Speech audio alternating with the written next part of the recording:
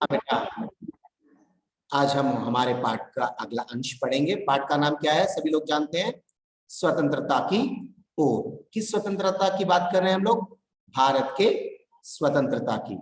यहाँ पर बात यह है कि हम देखते हैं कि यहाँ पर गांधी जी देश की आजादी के लिए लड़ रहे हैं, और ऐसा लड़ने के लिए उन्होंने एक मंच बनाया है, मतलब एक प्लेटफॉर्म था उनके लिए। वो था साबरमती आश्रम। और उस आश्रम में लोग बहुत सारे जो देश की आजादी के लिए लड़ते थे, वो लोग हमेशा वहां पर आया जाया करते थे। और उसी आश्रम में एक छोटा सा बालक था, धानी। और वह कितने वर्ष का था बेटा? केवल 9 साल का एक लड़का था, और वह अपने माता पिता के साथ उस आश्रम में रहता था। तो उसने देखा कि अब की बार, मतलब जब वो आश्रम में था, और जब जिस समय की बात की जा रही है, उस समय में उसने देखा कि आश्रम में कुछ हलचल हो रही है। तो मतलब वो अक्सर देखा करता था कि अक्सर जब कभी भी आश्रम में कोई हलचल होती है, तो जरूर कोई ना कोई गांधी जी द्वारा कोई ना कोई आंदोलन की बात कही जाती है। तो ऐसे ही उस समय में भी एक आंदोलन चल रहा था। उस आंदोलन का नाम था दांडी कूच। इस आंदोलन में वास्तव में यह आंदोलन इसलिए चला गया था क्योंकि अंग्रेजों ने जो आम जनता के लिए रोज खाने के लिए इस्तेमाल किए जाने वाले नमक पर उन्होंने कर कर मतलब टैक्स टैक्स बढ़ाया, टैक्स लगाया है। इसके विरोध में गांधी जी ने अंग्रेजों से लड़ाई करने के लिए ठान ली है। और इसी सिलसिले पर उस आश्रम में बहुत सारे लोग आ रहे हैं और जा रहे हैं। इसके अंदर क्या हो रहा है कि गांधी, ये धनी जो है, देख रहा है कि यहाँ पर बहुत सारे लोग आ रहे हैं और जा रहे हैं, मगर कोई भी उनसे कुछ नहीं कह रहा है। इस बात से चिंतित होकर वह बहुत ही चिंतित था, और इसी सिलसिले पर वह अपनी माँ से भी बात करता है। तो माँ चूल्हे में भोजन बना रही थी, चूल्हे मतलब वह भोजन बना रही थी, थोड़ी सी व्यस्त थी, इसीलिए उसने इनकार कर दिया।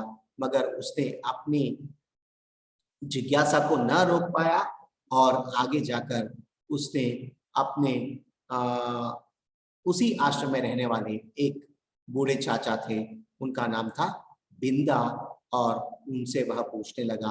तो उन्होंने धीरे धीरे उसे सारी बात बताई है। और वो कह रहे थे कि नमक के लिए गांधी जी एक आंदोलन बना रहे हैं। तो बच्चा थोड़ा सा परेशान हो जाता है, अरे भाई, नमक तो 1-2 पैसे में किसी भी दुकान पे मिल जाता है, इसके लिए गांधी जी ने क्यों इतना बड़ा अनशन करने की ठान ली है, ऐसा वह सोचता है। पर वह उनसे पूछने के बाद में आगे क्या हुआ है, हम लोग इस पार्ट में आगे जाकर देखेंगे। यहाँ से फिर एक बार हम लोग थोड़ा ऊपर जाएंगे। हाँ, बिल्कुल सही। मैं जानता हूँ वे ब्रिटिश सरकार के खिलाफ सत्याग्रह के जुलूस निकालते हैं, जिससे कि उनके खिलाफ लड़ सकें और भारत स्वतंत्र हो जाए। पर नमक को लेकर विरोध क्यों कर रहे हैं? यह तो समझदारी वाली बात नहीं है। तो यहाँ पर देखिए, अभी हमारा जो धनी है बहुत ही छोटा है, और उसे पता नहीं हो रहा है कि गांधी जी अक्सर अंग्रेजों का विरोध करते हैं और देश की आजादी के लिए लड़ते रहते हैं। मगर ये देश की आजादी की छोड़कर, अरे ये नमक के लिए क्यों लड़ रहे हैं? आई, अरे देश की आजादी इंपॉर्टेंट है या हमारे लिए नमक बनाना? और नमक तो क्या है, बस 1-2 पैसे में दुकान में मिलने वाली चीज है, ऐसा बिन्नी सोच रहा है। तब बिंदा चाचा ने कहा, बिल्कुल धनी, क्या तुम्हें पता है कि हमें नमक पर कर देना पड़ता है? नमक पर कर देना मतलब, कर मतलब क्या बेटा? यहाँ पर कर मतलब टैक्स। आगे, अच्छा, धनी हैरान रह गया। क्या नमक पर कर देना पड़ता है, नमक पर टैक्स देना पड़ता है? अरे भाई, ये तो रोजी रोटी की चीज है, इसके बिना तो हमारा दिन चलता ही नहीं है, मगर नमक पर टैक्स क्यों? देखिए आगे, नमक की जरूरत सभी को है। इसका मतलब है कि हर भारतवासी, गरीब से गरीब भी यह कर देता है। बिंदा चाचा ने आगे समझाया। तो बिंदा चाचा ने बताया कि अरे भाई, नमक जो चीज है, ये तो हमारे दैनंदिन जीवन में, मतलब हमारे रोज के जीवन में इसका इस्तेमाल होता है, और इसके लिए हर भारतवासी को टैक्स पे करना पड़ता है। यहाँ तक कि गरीब से गरीब व्यक्ति को भी नमक पर टैक्स देना पड़ेगा। तो धनी ने देखिए लेकिन यह तो सरासर अन्याय है। धनी की आंखों में गुस्सा आया। चाचा चाचा, ये तो बहुत अन्याय हो रहा है। क्या नमक पर टैक्स? नो नो नो, ये तो बहुत गलत बात है। हैं? ऐसे कैसे कर रहे हैं वो लोग? ऐसे वो गुस्से में आ गया। हाँ, यह अन्याय है। इतना ही नहीं, भारतीय लोगों को नमक बनाने की मनाही है। महात्मा गांधी जी ने ब्रिटिश सरकार को कर हटाने को कहा, पर उन्होंने यह बात ठुकरा दी। इसलिए उन्होंने निश्चय किया है कि वे दांडी चलकर जाएंगे और समुद्र के पानी से नमक बनाएंगे। देखिए, अब जब धनी जैसे छोटे बच्चे को ही गुस्सा, अंग्रेजों पर गुस्सा आया क्योंकि वो लोग नमक पर टैक्स बना रहे हैं, तो ये देखकर धनी को बहुत गुस्सा आया। और साथ ही साथ आगे बिंदा चाचा ने बताया कि बेटा, ये जो टैक्स है हर व्यक्ति को देना पड़ेगा। और एक बात, सबसे बड़ी बात यह है कि अब कोई भी भारतीय नमक नहीं बना सकता है। नमक कौन बनाएंगे? केवल अंग्रेजी बनाएंगे और वे ही बेचेंगे। इसका मतलब ये है कि सीधा पूरा लाभ किसको जाएगा? अंग्रेजों को जाएगा। और हमारा जो धंधा है, जो लोग नमक बनाते थे, जो लोग नमक बनाकर बेचा करते थे, उनका धंधा ठप हो जाएगा और वो लोग बेरोजगार हो जाएंगे। ये बात बिल्कुल अच्छी नहीं है। यह किसने बताया है? बिंदा चाचा ने धनी को बताया है। आपको पता होगा कि ये नमक कहाँ से बनता है, मालूम है बेटा? आप देखे होंगे कि समुद्र, कभी आप समुद्र के तट पर गए हैं तो समुद्र के पाटनी में ऊपर एक प्रकार से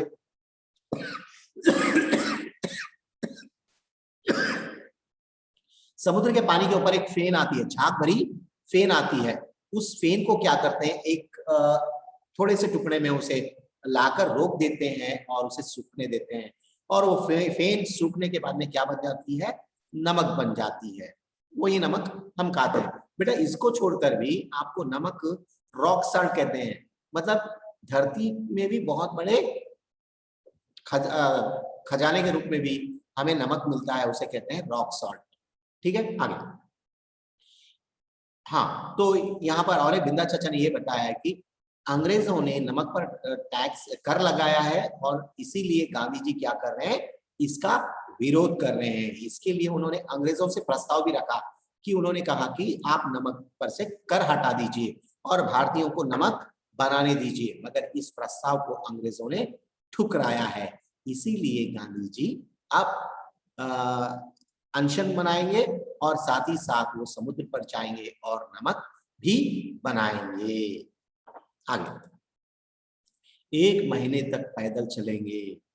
धनी सोचकर परेशान हो रहा था, गांधी जी तो थक जाएंगे, वे दांडी बस या ट्रेन से क्यों नहीं जा सकते? तो उसने कहा कि मतलब वास्तव में ये जो दांडी नाम की जगह है, ये है कूच, मतलब कि गुजरात के दक्षिण समुद्र के पास एक जगह है, उसका नाम है दांडी।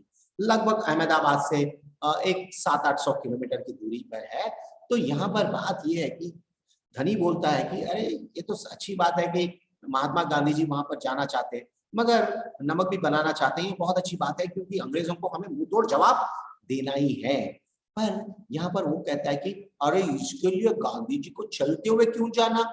गांधी जी तो कमजोर है और चलने से वो थक जाएंगे। अरे, बस से या ट्रेन से जा सकते हैं, क्यों ऐसे पैदल जाना? क्या उनके पैर नहीं दुखेंगे? किसने ऐसे सोचा? धनी ने। आगे, क्योंकि यदि वे इस लंबी यात्रा पर दांडी तक पैदल जाएंगे तो यह खबर फैलेगी, अखबारों में फोटो छपेंगी, रेडियो पर रिपोर्ट जाएगी और पूरी दुनिया के लोग यह जान जाएंगे कि हम अपनी स्वतंत्रता के लिए लड़ रहे हैं और ब्रिटिश सरकार के लिए यह बड़ी शर्म की बात होगी। देखिए, असल में वास्तव में यहाँ पर उद्देश्य गांधी जी का भी नमक बनाना नहीं है, बल्कि अंग्रेजों की दमन नीतियों का विरोध करना है, उनके द्वारा किए जाने वाले गलत फैसलों का विरोध करना है और साथ ही साथ भारतीय लोगों में स्वाधीनता की, देश के प्रति आजाद होने की आकांक्षाओं को भी जगाना चाहते हैं। इसीलिए वे क्या करना चाहते हैं? पैदल जाना चाहते हैं। और पैदल जाने से लाभ क्या होगा कि गांधी जी अगर मान लीजिए बस में जाएंगे तो उनके साथ कितने लोग जाएंगे? ज्यादा से ज्यादा 50 लोग जाएंगे या अधिक से अधिक 100 या 200 लोग जाएंगे। यदि गांधी जी इसी बात को ट्रेन में जाएंगे, अगर ट्रेन में जाएंगे तो कितने लोग जाएंगे, 1000 जाएंगे, 2000 जाएंगे। मगर यदि वही गांधी जी अगर पैदल जाएंगे तो उनके साथ कितने लोग जा सकते हैं, हजारों लाखों लोग जा सकते हैं। इसीलिए गांधी जी ने ये पैदल चलने का काम चुना है। और साथ ही साथ ये अगर आप बस में जाएंगे तो क्या होगा, एक रात में या ज्यादा से ज्यादा एक दिन में पहुंच जाएंगे। अगर वही रेलगाड़ी से जाएंगे तो अधिक से अधिक 12 घंटे में या एक दिन में पहुंच जाएंगे। इससे क्या हो जाएगा, बहुत लाभ नहीं होगा। अगर वही गांधी जी जाएंगे, पैदल जाएंगे तो क्या होगा, लगभग आपको पता है ना 12 मार्च को उन्होंने दांडी मतलब साबरमती आश्रम से दांडी का सफर तय किया और कब समाप्त हुआ, 6 अप्रैल 1930 को, मतलब लगभग एक 24 दिन का। तो यहाँ पर यह होता है कि हम देखते हैं कि ये पूरे एक महीने में अगर गांधी जी ऐसे ही आंदोलन करेंगे तो ये खबर सभी समाचार पत्रों में और सभी पेपरों में, न्यूज़पेपरों में, हर जगह पर ये बात फैलेगी और मजबूर होकर अंग्रेजों को इस कर को निकालना पड़ेगा। और साथ ही साथ यह खबर जब देश के विभिन्न प्रांतों में फैल जाएगी तो लोगों के मन में भी अंग्रेजों के विरोध लड़ने की और आजादी के साथ जुड़ने की एक आकांक्षा भी जग जाएगी, ऐसा बिंदा चाचा ने बताया। और मजबूर होकर शर्म से अंग्रेजों को पीछे हटना पड़ेगा। आगे, गांधी जी बड़े ही अक्लमंद है ना। धनी की आंखों में आंखें चमकी तो एकदम से धनी बोला, अरे अरे वाह, व्हाट ए आइडिया, वाह कितना अच्छा आइडिया है ये, अरे वाह गांधी जी ने तो बहुत अच्छा सोचा। अरे मेरी छोटी दिमाग में तो ये बात समझ में ही नहीं आई। ऐसे किसने सोचा, हमारे हीरो धनी ने सोचा। आगे, बिंदा ने हंसकर कहा, हाँ वह तो है ही, मतलब गांधी जी वास्तव में चालाक हैं, इसीलिए तो गांधी जी के बात देश के लाखों लोग सुनते हैं, लाखों क्या करोड़ों लोग सुन लेते हैं, समझ जाते हैं और उनका साथ भी देना चाहते हैं, बिंदा ने हंसकर कहा। आगे, दोपहर को जब आश्रम में थोड़ी शांति छाई, धनी अपने पिता को ढूंढने निकला। वह एक पेड़ के नीचे बैठकर चरखा काट रहे थे। देखिए, अब दोपहर हो गई, दोपहर के बाद में उसे सारा समाचार पता चल गया कि आश्रम में क्या हो रहा है और क्या होने जा रहा है। इसीलिए वह अपने पिता को ढूंढना चाहा, क्योंकि वह बात करना चाहता था कि पिताजी की, क्या पिताजी वहां पर जा रहे हैं, क्या वह भी उनके साथ जाए, इत्यादि बातें। आगे, और उसने देखा कि उसके पिताजी एक पेड़ के नीचे बैठे चरखा काट रहे हैं। चरखा काटना मतलब क्या है बेटा, कि धागा अच्छी तरह से पिरोना या धागा बनाना। आगे, पिताजी क्या आप और अम्मा दांडी यात्रा पर जा रहे हैं, धनी ने सीधे काम की बात पूछी। मतलब अपने पिता से धनी ने पूछा कि पापा पापा क्या आप और अम्मा दोनों दांडी यात्रा पर जा रहे हैं। पिता ने जवाब दिया, मैं जा रहा हूं, तुम और अम्मा यहीं रहेंगे। देखिए, क्यों यहीं रहेंगे आगे पता चलेगा कि उसके पिता ने क्या कहा, बेटा मैं तो जा रहा हूं मगर तुम और अम्मा यहीं पर रहोगे। मैं भी आपके साथ चल रहा हूं। देखिए, धनी बोला कि आप देखते हैं, आप भी अक्सर अगर आपके पापा या मम्मी कहीं पर जाना चाहते हैं तो आप तुरंत बोल देते हैं मैं आ जाऊंगा, है क्या नहीं। मगर उसके बाद क्या है, देखिए, बेकार की बात मत करो धनी, तुम इतना लंबा नहीं चल पाओगे, आश्रम के नौजवान ही जा रहे हैं। तो उसके पापा ने बताया कि बेटा धनी, कि आश्रम में जितने भी लोग हैं उसमें से केवल पुरुष और नौजवान ही जा रहे हैं, महिलाएं और छोटे बच्चे आश्रम में ही रहेंगे। ऐसे किसने कहा, धनी के पिता ने किससे कहा, धनी से कहा। धनी हट पकड़ ली। हट मतलब जिद पकड़ लेना, जैसे आप भी क्या करते हैं, आपके पापा से जिद कर देते हैं, हाँ नहीं मैं चलूंगा, हाँ पापा मुझे वो चाहिए, नहीं मुझे ये दो वो दो, इसको कहते हैं जिद। इसी को हिंदी में क्या कहते हैं, हट कहते हैं। हट, ये हट वाला हट नहीं है, हट वो तो बगल में सर को बगल में हट, ये वाला हट नहीं है। हट मतलब किसी भी बात पर अटल रहना, किसी भी बात को पकड़े रहना, उसी को कहते हैं हट। मैं 9 साल का हूं और आपसे तेज दौड़ सकता हूं। देखो मैं अब छोटा नहीं हूं, 1 साल 2 साल का नहीं हूं, मैं 9 साल का हूं। 9 years old I am. I can walk better than you. I can run better than you. किसने कहा? धनी ने कहा। किससे? अपने पिता से। आगे देखिए, धनी के पिता ने चरखा रोककर बड़े धीरज से समझाया, सिर्फ वे लोग जाएंगे जिन्हें महात्मा जी ने खुद चुना है। तो उन्हें पता चल गया कि ये धनी सीधी बातों से समझने वाला बच्चा नहीं है, इसे क्या करना चाहिए? गांधी जी की बात बोलने से ही ये समझेगा। तो उन्होंने कहा कि देखो बेटा धनी, असली बात यह है कि मैं नहीं चुन सकता तुमको, वास्तव में गांधी जी ने ही इस आश्रम से कुछ नौजवानों को चुना है और वही लोग गांधी जी के साथ जा सकते हैं। ऐसे उसके पिता ने समझा। ठीक है, मैं उन्हीं से बात करूंगा, वह जरूर हाँ कहेंगे। धनी खड़े होकर बोला और वहां से चल दिया।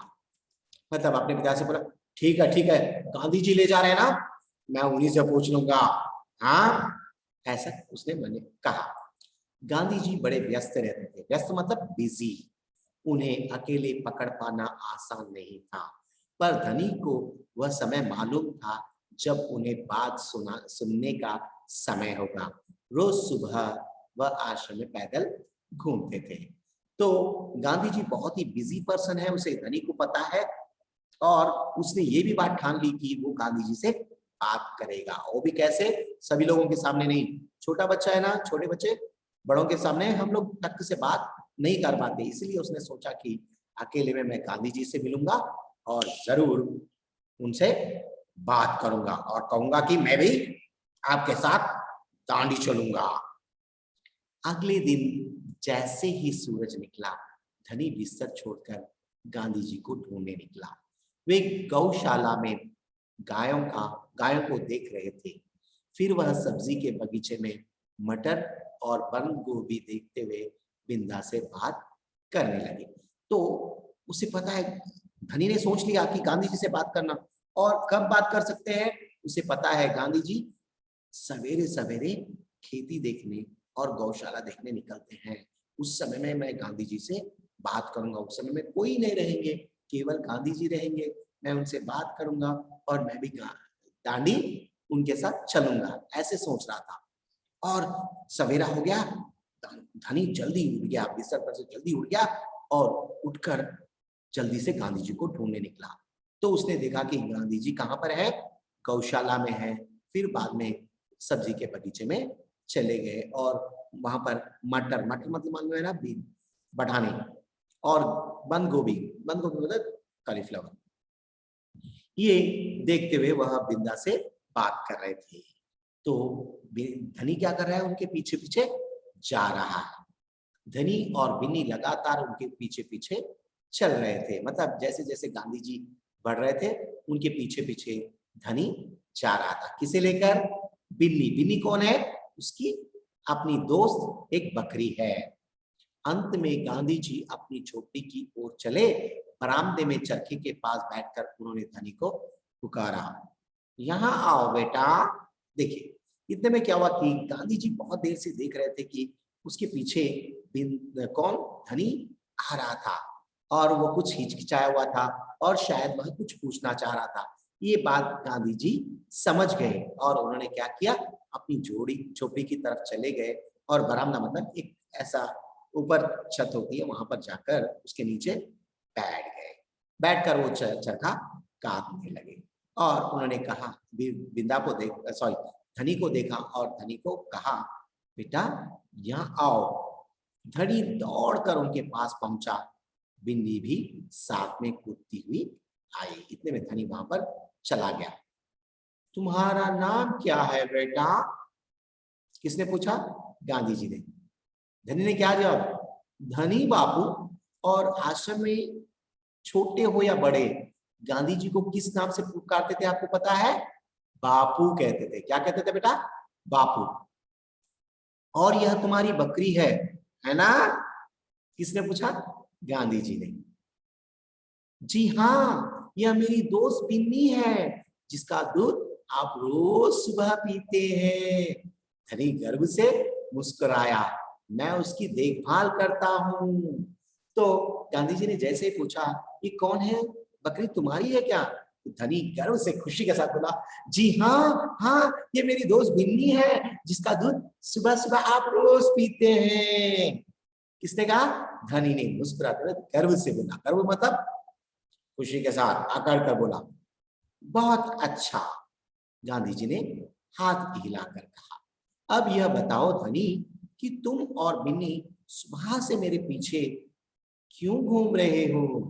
मैंने बताया ना, गांधी जी जानते हैं कि धनी उनके पीछे पीछे आ रहा है और उन्होंने कहा कि मुझे पता है कि तुम मेरे पीछे पीछे आ रहे हो, बोलो क्या बात है, क्यों तुम मुझसे मेरा पीछा क्यों कर रहे हो, क्यों तुम मुझे से कुछ बात करना चाहते हो? तो इतने में धनी बोला, मैं आपसे कुछ पूछना चाहता था। धनी थोड़ा घबराया, क्या मैं आपके साथ दांडी चल सकता हूँ? हिम्मत करके उसने कह डाला, मतलब जो दिल की बात है, जो जब से उसे दिल में एक अड़चन सी थी या दिल में एक अटक गई थी बात, वो बात उसने महात्मा गांधी जी से कह दी। कह दी कि क्या मैं आपके साथ दांडी चल सकता हूँ? किसने पूछा? धनी ने पूछा। देखिए आगे, गांधी जी मुस्कुराए, तुम अभी छोटे हो बेटा, दांडी तो बहुत दूर है, सिर्फ तुम्हारे पिता जैसे नौजवान ही मेरे साथ चल पाएंगे। देखिए गांधी जी ने कह दिया कि बेटा तुम अभी छोटे हो, तुम हमारे साथ नहीं चल सकते, केवल बड़े लोग ही हमारे साथ आ सकते हैं। वास्तव में आपको पता है गांधी जी बच्चों को और महिलाओं को क्यों नहीं ले जाना चाहते हैं? कि बात यह है कि ये एक आंदोलन है और ये आंदोलन किसके खिलाफ कर रहे हैं? अंग्रेजों के खिलाफ। मैंने आपको बताया था कि अंग्रेज कितने निर्दयी व्यक्ति हैं, क्योंकि जलियांवाला बाग में हजारों लोगों को मार डाला है। ऐसे ही यहाँ पर भी इनको ये डर था कि अगर कहीं अगर अंग्रेज या अंग्रेज पुलिस अगर इन पर लाठीचार्ज करेगी या इन पर आक्रमण करेगी, तो बड़े लोग जो पुरुष हैं वो लोग तो उसका सामना कर सकते हैं। अगर मान लीजिए छोटे बच्चे हैं और महिलाएं हैं जो कमजोर हैं या बूढ़े हैं, वो लोग अगर इनके साथ जाएंगे, अगर मान लीजिए कहीं पर भी अंग्रेजों ने लाठीचार्ज किया या गोलियां की, यानी तो उनके साथ कुछ जुल्म किया, तो ये लोग कहाँ भागेंगे? और उस भाग दौड़ में ये लोग क्या हो जाएंगे? पैरों के नीचे आ जाएंगे, या वो घायल हो सकते हैं या अस्पताल जा सकते हैं या कभी कभी जान भी छोड़ सकते हैं। तो इसी डर से गांधी जी ने महिलाओं को और छोटे बच्चों को इस आंदोलन में भाग लेने से दूर रखा। ठीक है बेटा, आगे। पर आप तो नौजवान नहीं है। देखिए बेचारा छोटा बच्चा क्या बोला, आप अभी नौजवान नहीं है, मतलब गांधी जी थोड़े से बूढ़े हो गए थे। आपको पता है ना गांधी जी का जन्म कब हुआ? 1968 अक्टूबर 2। तो मतलब कितने साल हो गए थे उस समय तक? लगभग 65 साल। तो इसीलिए धनी ने कहा कि आप अभी नौजवान नहीं हैं। धनी बोला, आप थक नहीं जाएंगे? देखिए कितनी मासूमियत झलक रही है उसके शब्दों में। आप नहीं थक जाएंगे? क्या आप टाइट नहीं होंगे? ऐसे पूछा। किसने? धनी ने। मैं बहुत अच्छे से चलता हूँ, गांधी जी ने कहा।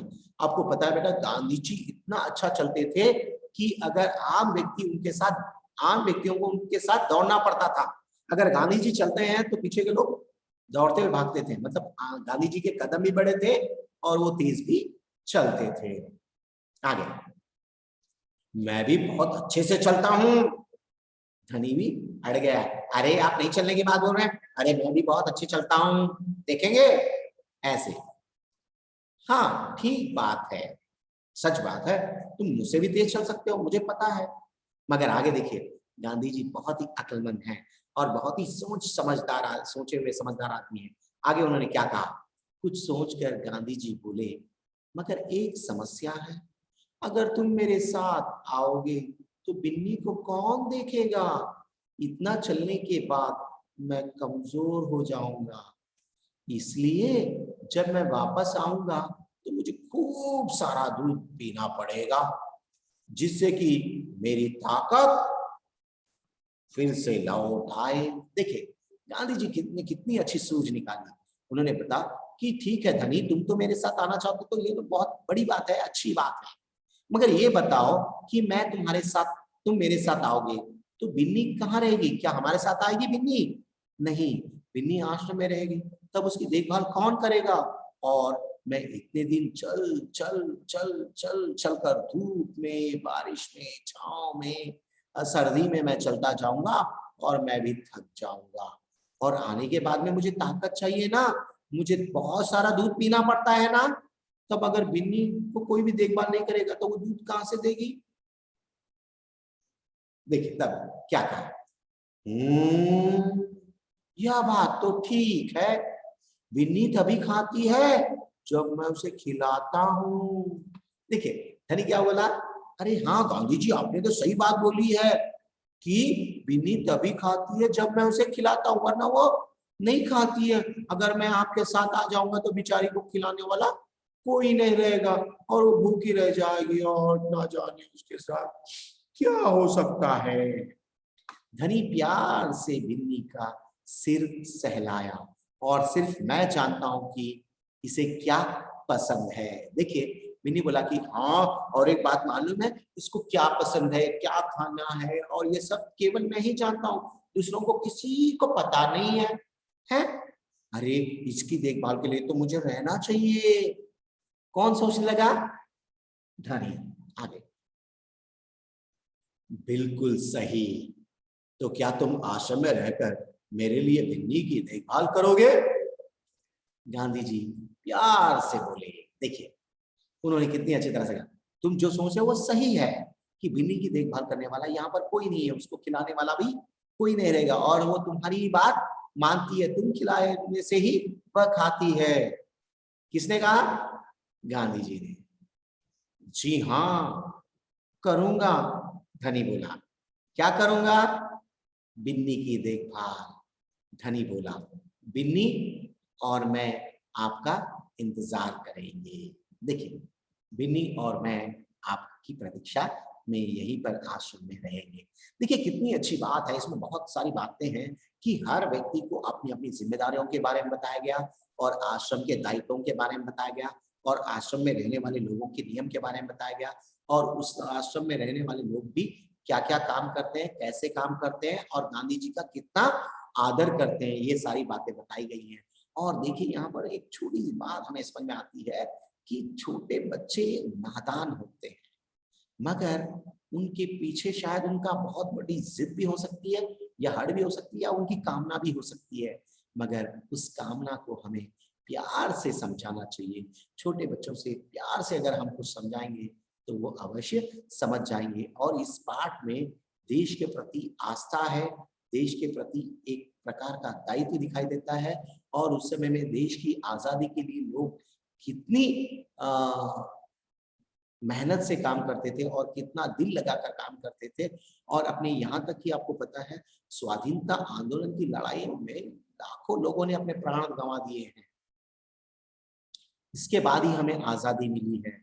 और इस आजादी को हम गलत इस्तेमाल नहीं करना चाहिए, इसका सही प्रयोग करना चाहिए और लोगों की बराबर अवसर देना चाहिए कि अपनी भावनाओं को अभिव्यक्त करने का और अपनी आजादी का सही इस्तेमाल करने का।